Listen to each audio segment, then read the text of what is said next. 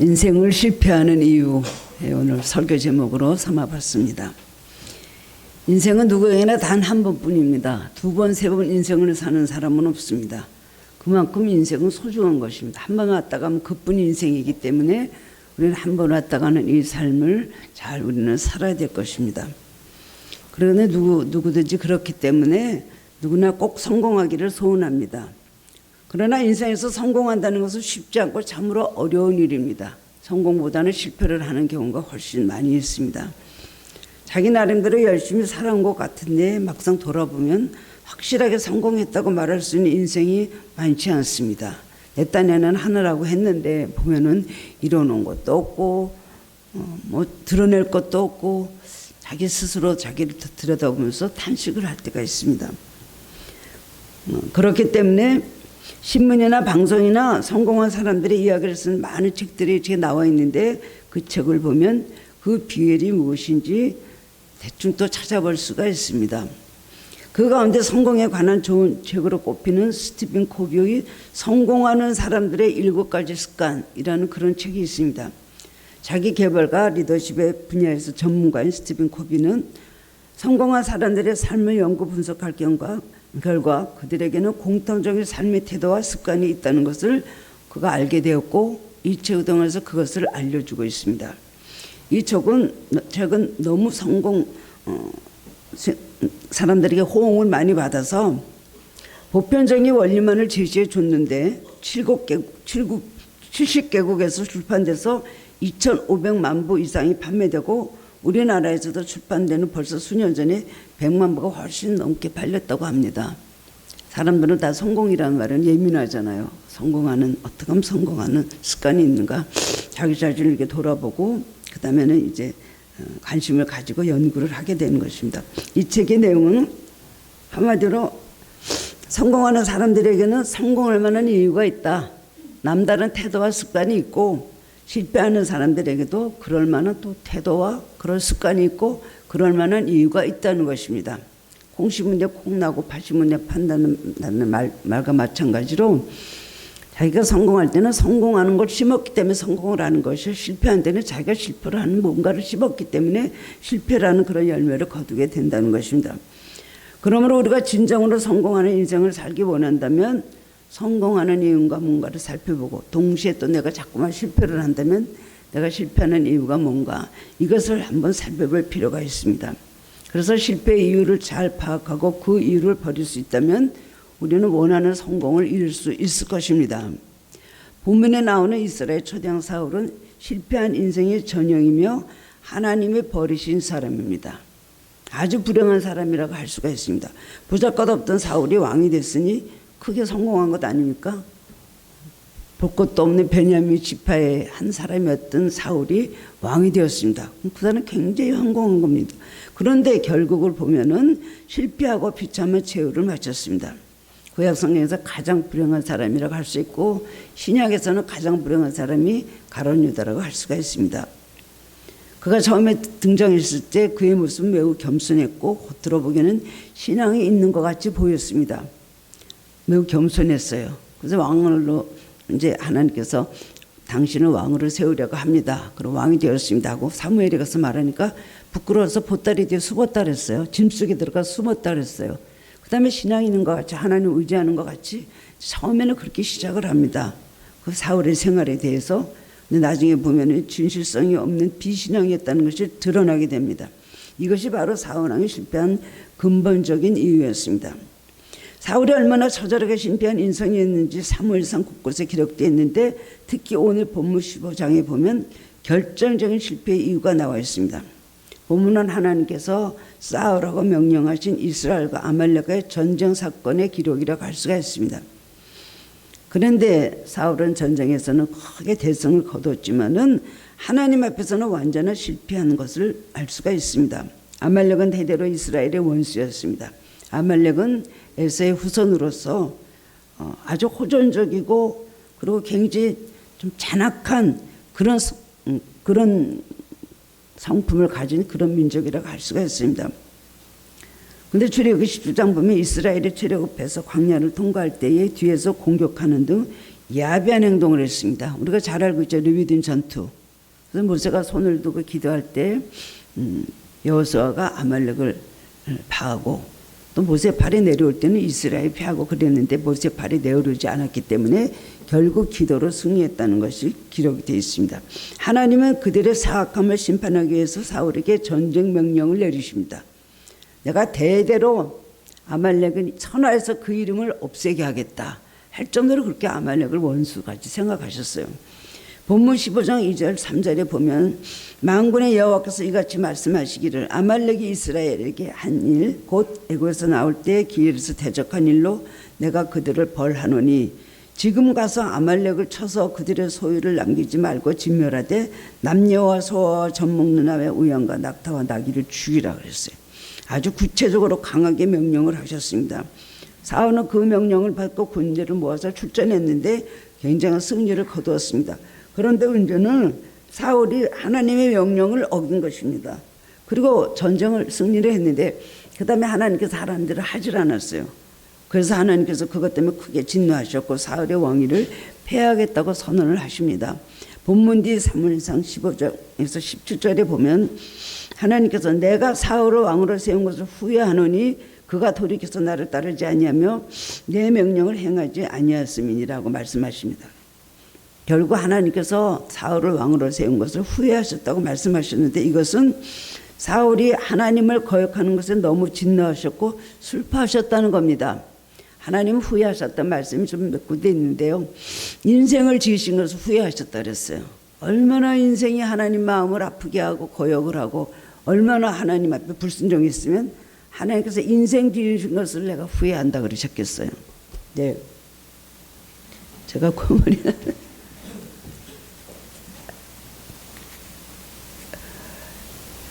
결국 사무엘상 15장 23절에 보면 사무엘은 사울에게 왕이 여호와의 말씀을 버렸으므로 여호와께서도 왕을 버려 왕이 되지 못하게 하셨나이다 하고 하나님 말씀을 전했습니다.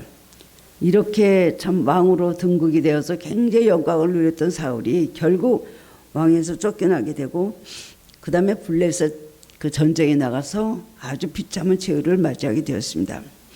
이와 같이 사울이 실패할 수 없었던 데는 분명한 이유가 있었습니다. 실패하는 인생들의 공통적인 이유는 무엇일까요?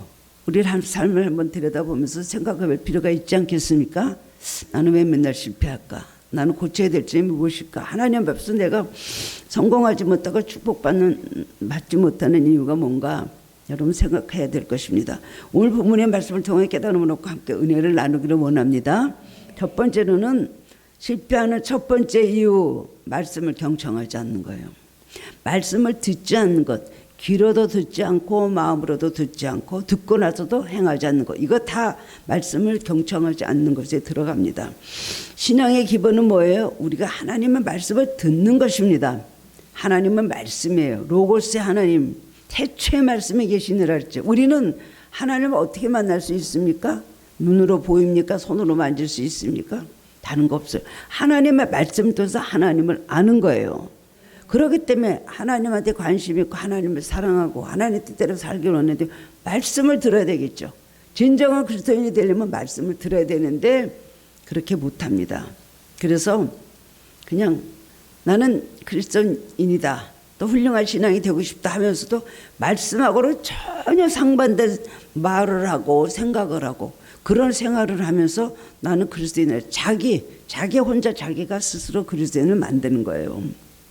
신앙인은 자기 생각대로 사는 사람이 아니라 하나님의 뜻대로 하나님의 뜻을 따라 사는 사람이 바로 그리스도인입니다. 분류하는 걸 뭘로 봐요? 저 사람이 진정한 크리스찬이 아니냐 하는 행동 보면 아는 거예요. 아무리 기도를 잘하고 아무리 자기 스스로 성령으로 충만하다고 드러내는 것 같이 보여도 가만히 하는 행동, 앞을 보고 뒤를 보면 사람들이 모두 평가할 수가 있습니다. 그래서 저 사람도 예수 믿어? 저 사람은 가짜인데. 아니면 저 사람이 예수 믿어? 예수를 믿으려면 저 사람 같이 믿어. 예수 안 믿는 사람들 오히려 절 정확한 평가를 해주는 것입니다. 하나님 말씀을 듣지 않는 사람은 하나님 무시하는 사람입니다. 하나님하고 상관이 없으니까 하나님 말씀에 관심이 없는 거죠. 그러므로 성공하는 삶을 살면 무엇보다도 먼저 하나님 말씀에 귀를 기울이는 것도 해야 됩니다. 전도서 5장 1절에 보면 너는 하나님의 집에 들어갈 때 네 발을 삼갈지어다. 가까이하여 말씀을 듣는 것이 우매한 자들이 재물 드리는 것보다 나으니 그들은 악을 행하면서도 깨닫지 못함이니라 했어요. 말씀을 듣는 것이 형식적인 예배보다 훨씬 더 중요하다는 것입니다. 다른 것보다는 말씀을 듣는 것, 이것부터 시작해야 되는 거예요. 계시록에도 말씀을 듣는 자와 말씀을 깨닫는 자, 말씀을 행하는 자가 복이 있다 그랬거든요. 말씀을 듣고 깨닫고 그 다음에 우리는 말씀을 통해서 우리 삶의 좌우가 되는 것입니다. 그러므로 예배는 하나님의 말씀이 중심인 겁니다. 물론 찬양만 부르는 예배도 있고 기도만 하는 예배도 혹시 또 있을 수가 있겠죠. 그 모두 형식에 따라서, 그러나 형편에 따라서. 그러나 기도에도 말씀이 나오잖아요. 찬양에도 말씀이 들어가 있는 겁니다. 찬양의 가사를 듣고 우리가 은혜를 받잖아요. 그렇기 때문에 말씀이 굉장히 중요하다는 것입니다. 시편 1편 1절에서 2절을 보면 복 있는 사람은 악인들의 꾀를 따르지 아니하며 죄인들의 길에 서지 아니하며 오만한 자들의 자리에 앉지 아니하고 오직 여호와의 율법을 즐거워하여 그의 율법을 주야로 묵상하는도다. 복 있는 사람은 세상의 소리를 듣지 않고 하나님 말씀을 묵상하면서 하나님 음성에 귀를 기울이는 사람입니다. 우리는 이 세상에 살아가면서 얼마나 여러 가지 소리, 많은 소리를 듣고 살아갑니까? 이런 소리, 저런 소리, 별난 소리, 이상한 참 많은 소리를 듣고 우리는 살아가고 있습니다. 그런데 그 소리들을 분별하지 않고 다 듣다 보면 유혹을 받고 헷갈립니다. 이 세상에 우리를 잘못된 길로 인도하는 그런 전파들이, 소리들이 얼마나 많이 있습니까? 그거 다 옳다고 그러고 저 사람이 이 말했고 이 사람이 이 말했고, 어떨 때는요 의사가 하는 말도 그대로 믿으면 안 돼요. 의사를 통해서 사탄의 역사에서 마음에 낙심을 주고 잘못된 길로 가게 하고 잘못된 자기 병에 대한 잘못된 평가를 해서 하루아침에 막 낙심을 하게도 나는 이제 큰일 났구나 생각하고 그 의사 말 따르면 이제 가면서 병을 고치려고 그러더라면 병이 더해지는 경우도 있거든요. 분별을 해야 됩니다. 무조건 다 부정하는 것도 아니지만은 세상의 모든 소리를 다 받아들이면 안 됩니다. 그렇기 때문에 그런 소리를 듣다 보면 유혹을 받고 헷갈리고 오염이 됩니다. 이 세상 소리 듣는 것, 그리고 귀가 얇은 사람, 이게 참 문제예요. 그 친구들하고 사귀면서 귀가 얇은 사람은 그냥 친구들이 한 말에 금방 귀가 얇아서 아침에는 엄마 말 잘 듣겠다고 그래 착하게 나가니까 저녁 때 오면 연락도 없고 전화 안 받고, 그 보면은 다른 친구한테 다른 말을 들었어요. 무슨 말? 너는 왜 엄마가 오는 전화를 다 받아? 왜 핸드폰을 끄지 않고 그렇게 하고 있는 거야? 그러면 애들이 다 말하면 그래도 돼? 혼자 마음으로 갈등하다가 그럼 그 전화를 다 받고 있으면 아무것도 못한다고. 여러분 그런 경우 있으세요? 없으세요? 그렇잖아요. 엄마 말 듣지 마. 엄마가 거기서 왜 나와? 많은 애들이 그 말을 옳구나. 나는 그야말로 진짜 마마보이로 마마걸로 살았나 이런 생각을 하게 된다는 것입니다. 항상 우리는 하나님 말씀이 우리 삶의 중심이 되고 그것이 우리 삶에 완전히 우리는 잣대가 돼야 돼요. 그렇게 살아갈 때 하나님 기뻐하시는 삶을 살 수가 있습니다. 세상 소리에 귀를 기울이기 시작하면 하나님 말씀과 반대가 되기 때문에 갈등을 느낍니다. 일단 갈등을 느껴. 이게 아니네. 그렇지만은 자꾸 듣다 보면은 갈지자로 걷게 될 수밖에 없습니다. 하나님의 말씀은 항상 진리입니다.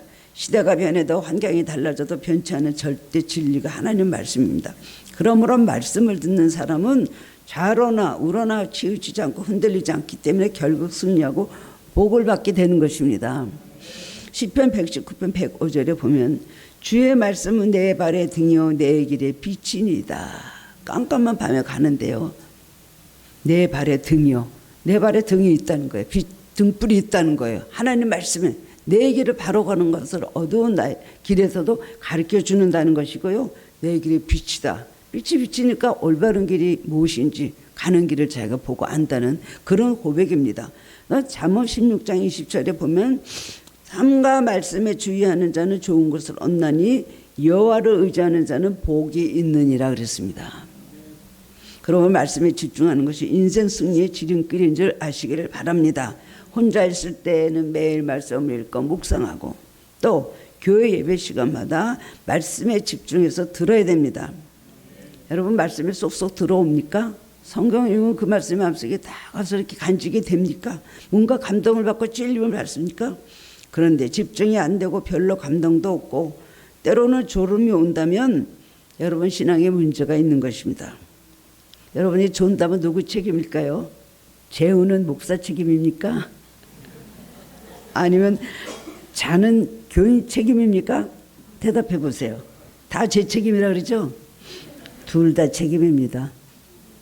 그래서 말씀을 잘 듣도록 함께 노력을 해야 된다는 것입니다. 이런 재미있는 이야기가 있습니다. 미국 어떤 교회에서요, 목사님 설교를 하는데 할아버지가 매주 와서 앞에 앉아 있는데 그 할아버지가 아주 올 때마다 조시는 거예요. 올 때는 자세를 잡고 주무시는 거예요. 근데 가만히 보니까 그 옆에 어떤 손자애가 가만히 같이 앉아 있어요. 그래서 목사님께 보면서 생각이 떠올랐습니다. 그래서 그 아이를 나중에 불렀어요. 그래서 내가 너한테 주일날마다 1불씩 줄 테니까 너희 할아버지가 졸면 깨워라. 그랬어요. 그러니까 그렇게 하겠습니다. 그래서 몇 주를 아주 열심히 목사님 말씀에 순종하면서 얘는 1불씩 받으면서 아주 재미를 봤습니다. 그런데 몇 주 지난 다음부터 얘가 할아버지 계속 주는데 얘는 가만히 있는 거예요. 그러니까 목사님이 걔만 자꾸 볼 거 아니에요? 저놈이 왜 저러나. 그래서 끝난 다음에 야, 너 왜 할아버지를 안 깨워? 그러니까 우리 할아버지가 그러는데요. 나 안 깨우면 2불씩 준다 그랬어요. 그러니까 제가 바꾸기로 했습니다. 이러는 거예요. 재밌죠? 말씀을 경청하지 않으면 하는 뜻을 알 수 없고 세상의 소리에 휘둘릴 수밖에 없습니다. 귀가 얇은 사람 진짜 문제예요. 조속으로 바뀌어요. 신앙도 아주 변덕을 씁니다. 세상에 나가면 세상 사람, 교회 오면은 또 예수 믿는 사람, 이렇게 되는 것이죠. 우리가 말씀을 들어도 집중해서 잘 듣고 그것을 기억하지 않으면, 간직하지 않으면 금방 잊어버려서 소용이 없습니다. 창세기 2장 16절에서 17절 보면 여호와 하나님이 그 사람에게 명하여 이르시되 동산 각종 나무의 열매는 내가 임으로 먹되 선악을 알게 하는 나무의 열매는 먹지 말라. 내가 먹는 날에는 반드시 죽으리라. 아주 무서운 명령, 인류에게 정말 지켜야 되는 무시무시한 명령을 허락해 주셨습니다.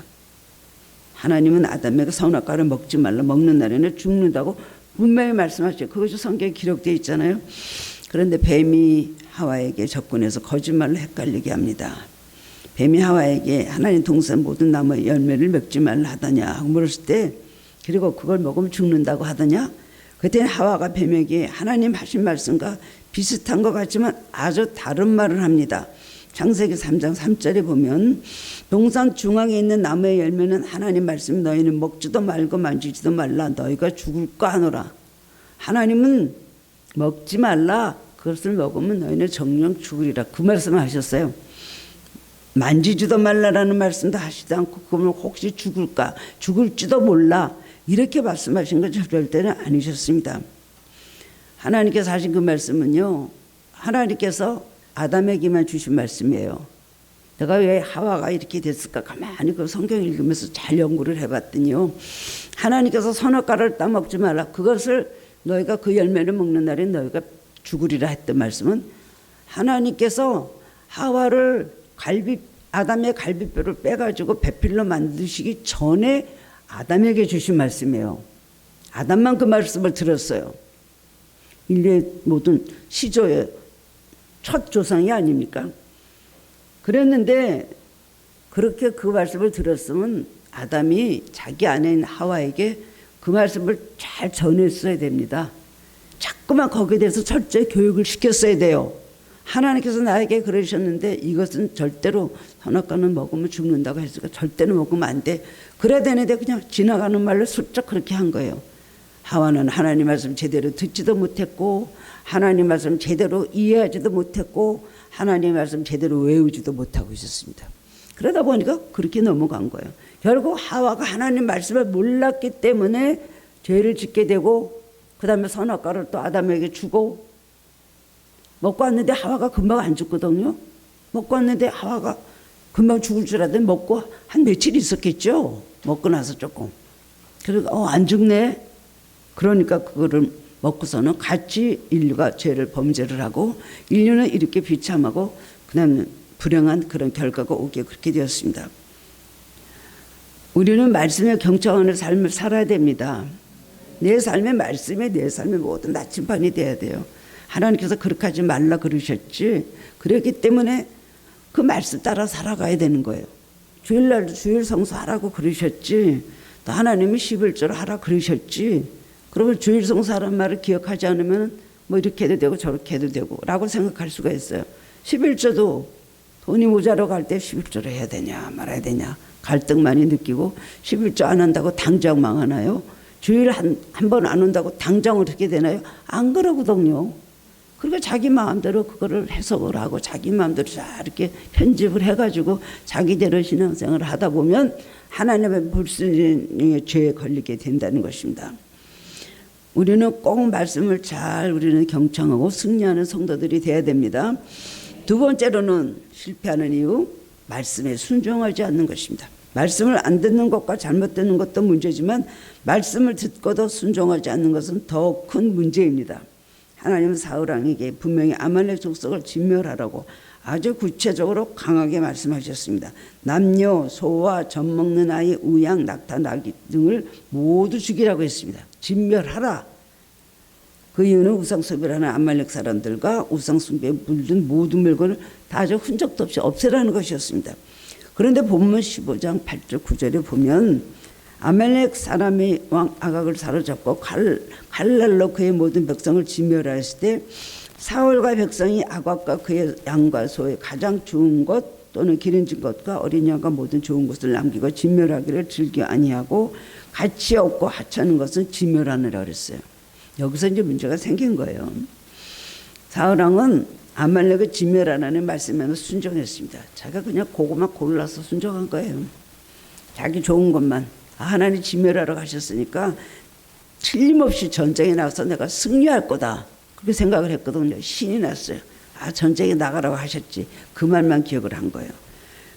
그 다음에 하나님의 말씀에 나머지는 순종 안 했습니다.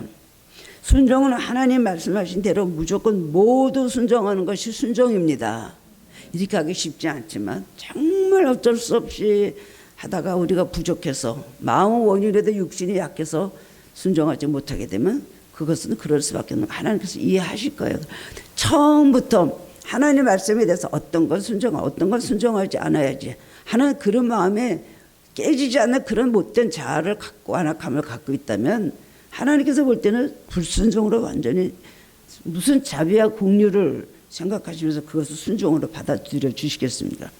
순종에는 부분 순종이 있고 거의 순종이 있고 절반 순종이 있습니다. 이거 다요 불순종에 들어가는 겁니다. 엄밀히 좀 그렇잖아요. 거의 순종했다 조금 남기고 아니면 절반 순종하고 절반을 안 했다. 아니면 부분만 순종하고 나머지는 다 불순종했다. 이거 다 불순종에 들어가는 것입니다. 불순종은 하나님의 진노를 자초할 뿐입니다.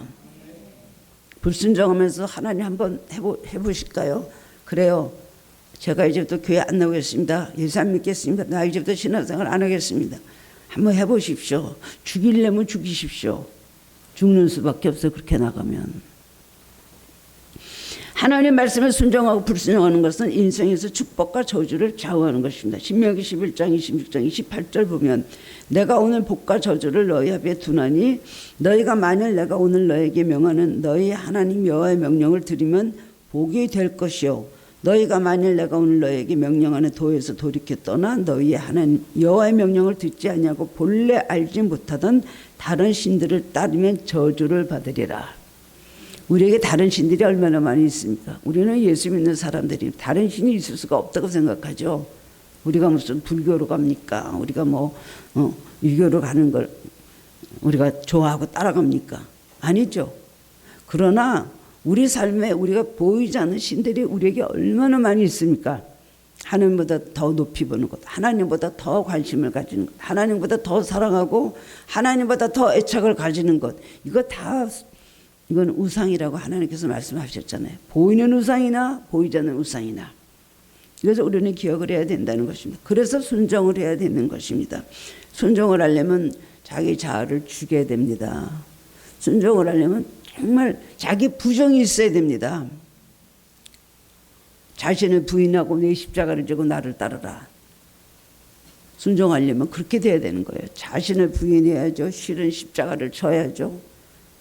그리고 주님을 따르는, 주님만을 따라야 되는 그런 여러 가지 많은 부담과 힘든 일들이 우리에게 있는데 우리는 온전한 순종을 해야 되는 것입니다. 기왕 예수 믿기를 하고 여러분들이 예수님 안으로 들어왔다면, 기왕 예수 믿기를 하고 세례를 받고 하나님의 자녀가 되었다면 선택의 여지가 없습니다. 한쪽 길을 가야 될 것이고, 그리고 계속해서 더 성실하게 신앙을 잘 지키도록 노력하는 것뿐입니다.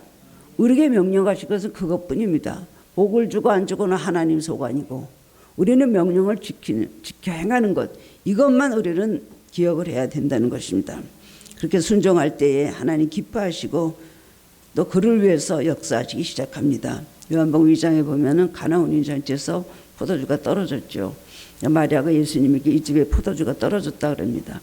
그러니까 예수님께서 처음에는 좀 거절하시다가 하도 완강하게 마리아가 부탁을 하니까 그 다음에 말씀하시죠. 하인들에게 돌항아리, 빈 항아리 6개 물을 떠다 부으라고 말씀하셨어요. 그러니까 기적이 일어났습니다. 이 결정적인 기적이 일어난 것은 하인들의 순종 때문입니다. 주님의 말씀하셨기 때문에 물이 변해 포도주 됐죠. 그러나 그것이 결정적인 것이 아니었어요. 주님의 말씀하신 것을 하인들이 순종했기 때문에 물이 변해 포도주가 된 것입니다. 예수님이 항아리에 물을 재러 가실 때 그 사람들은 좀 이해할 수가 없는 그런 일이었습니다. 사람들 다 와서 벌써 손님들은 손 씻고 발 씻고 다 하고 들어갔는데, 발 씻고 들어갔는데 왜 사람들 더울 사람이 없는데 거기서 또 물을 갖다 항아리에다 부으라고 하셨을까요? 그런데 그럴 필요가 없었는데 이 하인들은 힘든 일이지 않아요? 헛수고 같잖아요. 아니 그런 일을 왜 또 시키는 거야? 사람들 다 이제 발 씻고 갈 사람 다 갔는데. 그렇지 않았다는 거예요. 이해가 되지 않아도 하인들은 예수님 말씀에 순종했습니다. 그리고 하인들은 예수님께서 시키지도 않았는데 아기까지 물을 붓다 그랬어요. 아기라는 거 맨 위에 찰랑찰랑하는 데까지 그렇게 물을 부었다는 건 아니에요. 적당히 부었다는 게 아니에요. 그것은 대충 한 게 아니라 최선을 다해서 말씀에 온전히 순종했다는 것입니다. 그래서 기적이 일어난 거예요. 제가 항상 말씀드리지만 여러분이 신앙생활 아니면 여러분의 기도 왜 응답이 안 됩니까? 이렇게 해도 왜 안 됩니까? 항상 우리들이 그런 많은 의문을 가지고 있죠. 자기 딴에는 괜찮았다고, 자기 딴에는 많이 했다고 생각해요. 나는 기도 많이 했고, 나는 헌금 많이 했고, 나는 하나님 앞에 드린 것이 많다 그러는데 하나님께서 보실 때 그것을 인정해 주셔야 되는 거예요. 그렇기 때문에 여러 번 말씀드렸지만 전광판에 둘이 와야 비행기 가서 착륙했다는 거 아닙니까? 공항에 가면 자기 가족들 기다리고 있는 전광판에 어떤 비행기가 떠서 온다고 뭐 몇 편 있잖아요. 그리고 거기서 딱 불이 들어오면 깜빡깜빡하면 비행기가 막 그거예요. 예루살렘 무너뜨릴 때 7일을 돌으라 그러셨어요. 6일까지는 한 번씩. 7일째 되는 날은 7번을 돌으라 그랬어요. 왜 그러셨을까요? 끝까지 온전하게 그야말로 적당히가 아니라 최선을 다해서 하나님 마음을 감동시키고 하나님 앞에 모든 것을 시킨 것을 다 명령에 순종해야 된다는 겁니다. 만약에 여리고성을 6일째 돌고 7일째 돌 때 6번째 돌고 그냥 이게 뭐 이렇게 했지만 발만 부르떴지 아무것도 무슨 여리고성이 무너지긴 뭘 무너져. 우리가 도는데 여리고성 무너지는 거하고 무슨 상관이 있습니까? 하고 만약에 중단을 했다면요.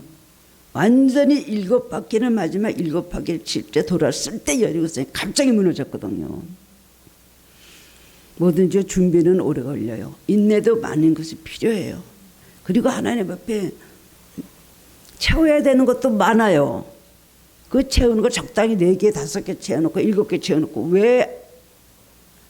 왜 하나님 약속을 안 지켜주십니까? 할 수 없다는 것입니다. 성경은 전체 그걸 말하고 있어요. 하나님도 우리에게 진실되게 최선을 다해서 우리를 대하십니다. 그러면 우리도 하나님 앞에 최선을 다해서 하나님 앞에 우리가 하나님께 대해야 되는 것 아닙니까? 아들 예수 그리스도를 이 땅에 보내실 때는 최고의 희생을 하신 거예요. 우리가 우리 자식을 귀하다고 보면 하나님 예수 그리스도를 얼마나 귀하게 보셨겠습니까?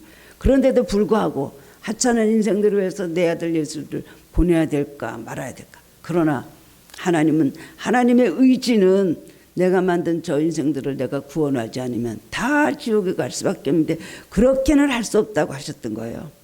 그 때문에 예수 그리스도를 최상의 선물을 보내주셨어요. 최고의 선물, 최고의 희생을 하신 거예요.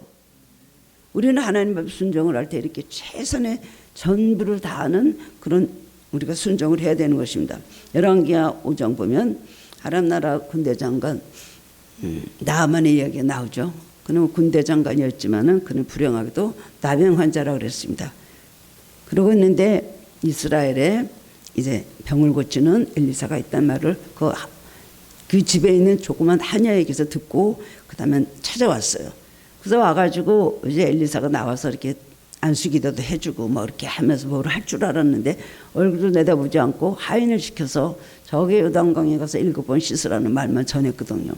그러니까는 굉장히 화가 났습니다. 나 돌아가겠다. 좋은 강이 우리나라에 얼마나 많은데 이 흙탕물 같은 요단강에서 나를 씻으라고 그랬더니 신하들이 그러잖아요. 뭐 한번 씻으러 가는데 무슨 더한 일도 할 텐데 그거 못합니까? 여기까지 와서 그 말을 듣고 나서 물에 들어가서 씻었어요. 그랬더니 깨끗하게 그 나병이 나았다. 몇 번 씻으라 했어요? 7번. 왜 7번일까요? 완전수를 말하는 것이죠.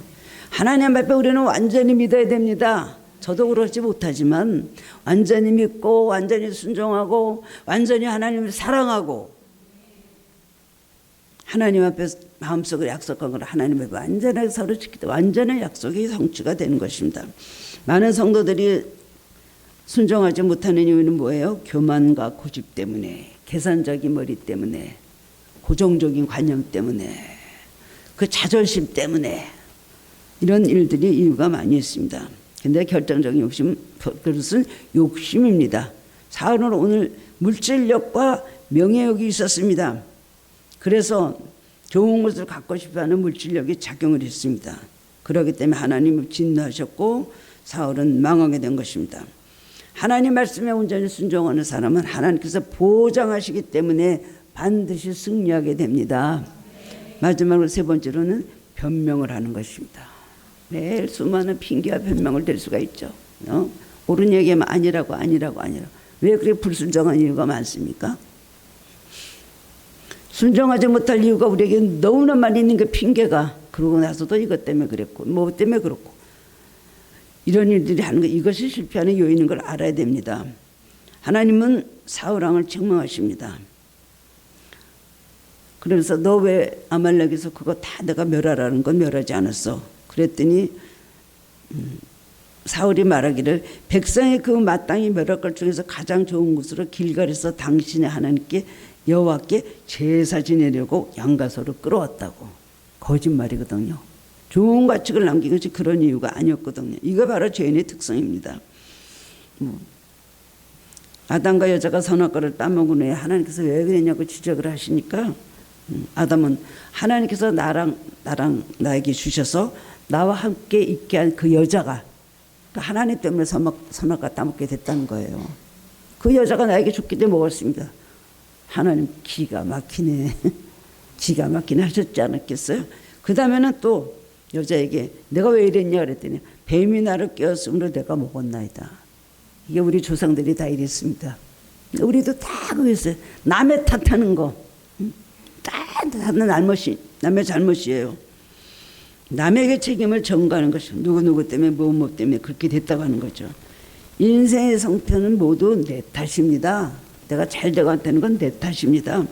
잘못을 인정하고 스스로 책임지는 습관을 가져야 승리할 수가 있는 것입니다. 남의 탓만 하고 환경 탓만 하고 맨 다른 사람들에게 모든 것을 전가하는 사람들은 절대로 축복을 받을 수가 없습니다. 사람은 누구나 실수할 수 있고 인생 살다 보면 실패하는 일이 많습니다. 그러나 실패도 그 실패가 좋은 양력이 되고 더 큰 승리의 디딤돌이 될 수가 있습니다. 그렇기 때문에 실패는 성공의 어머니라고 하지 않습니까?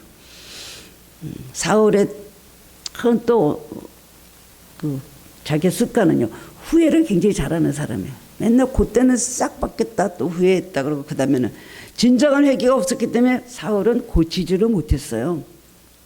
다윗이 사울왕을 여러 번 죽일 수 있는 기회가 있었습니다. 굴에 들어왔거든요. 다윗이 숨어있는 굴에 들어왔는데 깜깜한 데 다윗인지 모르고 용변을 보려고 돌았다 그랬어요. 칼로 찔릴 수 있는 바로 앞에 있었는데 2번이나 죽이지 않았습니다. 그때 소리를 막 질렀어요. 나가는 사울을 보고, 응? 이스라엘 왕이여, 나 벼룩만도 못한 왜 나를, 내가 뭐를 잘못해서 나를 갖다가 죽이려고 따라다니시려 했더니 내 아들아 잘못했다 그러고 끌어안고 막 울었거든요. 그때뿐이에요. 그때뿐이에요. 지금도 하나님께서 막 책망을 하시니까 또 후회를 하는 거예요. 내가 범죄한 나이다 청하오니 내 죄를 사하고 나와 함께 돌아가서 나로 하여금 여호와께 경배하게 하소서. 후회를 해갖고 하나님 마음에 움직입니까? 후회와 회개는 아주 다릅니다. 후회는 그냥 자기가 그냥 자기 스스로 좀 뭔가 잘못했다, 내가 괜한 짓을 했다, 실수를 했다, 그런 거예요. 그리고 별로 크게 마음에 양심의 가책을 받거나 다시는 안 그러겠다는 그런 결단이 없는 게 후회입니다. 회개는요, 신앙 양심의 찔림을 받아요. 하나님 앞에서 내가 잘못했다고 느껴야 돼요. 그리고 하나님 앞에서 잘못을 잘 깨닫고 다시는 그러지 않겠다고 하는 결단, 이것이 회개입니다. 결단에는요, 그렇기 때문에 발전이 있고요, 결단에는요, 회개는요, 발전이 있고요, 결단이 있고 성장이 있습니다. 근데 후회하는 건 그때뿐이에요. 눈물만 몇 방울 흘릴 뿐이에요. 베드로도 그렇고 가룟유다도 다른 점, 다윗왕과 사울왕의 다른 점, 성경에 다 기록을 하고 있죠. 후회와 회개의 차이. 우리는 회개하는 사람이 돼야 됩니다. 잘못한 것 앞에서 정말 회개하고 가는 길을 돌이키고, 그 다음엔 하나님 앞에서 내가 이렇게 살면 안 되겠다는 결단을 가지는 것, 그것이 바로 회개인 것입니다. 성공하는 사람은 다 성공할 만한 이유가 있습니다. 실패하는 사람도 다 실패하는 이유가 있습니다. 사울이 왜 실패할 수밖에 없었는지 그 이유를 오늘 마음속 깊이 우리는 깨달아야 됩니다. 그리고 내 삶 속에서 내가 무엇을 더 순종해야 되는지, 내가 뭐를 더 버려야 되는지, 내 나쁜 태도는 무엇이고 내 나쁜 습관은 무엇인가, 이것을 생각해 봐야 될 것입니다. 누구나 다 그런 것이 있을 것입니다. 실패의 이유를 발견하여 버림으로 꼭 승리의 삶을 사시는 성도님들 되시기를 주님의 이름으로 축원합니다. 사랑해 주님 감사드립니다. 오늘 거룩한 주일에 주님 전에서 예배드릴 수 있도록 인도하시며 감사합니다. 오늘 주신 말씀 그대로 우리는 하나님 앞에서 성공하는 사람이 되기를 원합니다. 성경에 나온 많은 성공한 사람들, 하나님 앞에서 승리한 사람들의 그런 삶을 우리도 살기를 원하는데 우리는 그 원인이 뭔지를 모르고 실패할 때가 너무나 많이 있었습니다. 오늘 자신의 하나님 모두 잘못을 깨달을 수 있는 주님 성찰을 주시옵소서. 우리 자신을 들여다볼 때 발견할 수 있게 하여 주옵소서. 하나님께서 싫어하는 나쁜 버릇, 나쁜 태도, 주께서 하나님 정말 머리를 흔드시는 그런 기뻐하지 않는 그런 모든 우리 삶의 모습들을 버리게 하여 주시기를 원합니다. 그래서 우리가 고치고 하나님 앞에 새롭게 변화됨으로 우리 삶이 나날이 축복받는 삶으로 향상되어 올라갈 수 있게 하여 주옵소서. 잘못을 번복하지 않도록 깨달음을 주시고 우리에게 새로운 변화의 은혜를 허락하여 주시기를 원합니다. 좋게 시작했다가 나쁘게 끝나는 불행한 사람 되지 않게 해주시고 나날이 주님 앞에 함께 따라가며 주님께서 우리를 더 이끄심으로 인하여 성공하는 삶으로 하나님의 놀라운 자비와 긍휼을 얻는 인생들 되게 하여 주시옵소서. 예수님 이름으로 기도드리옵나이다. 아멘.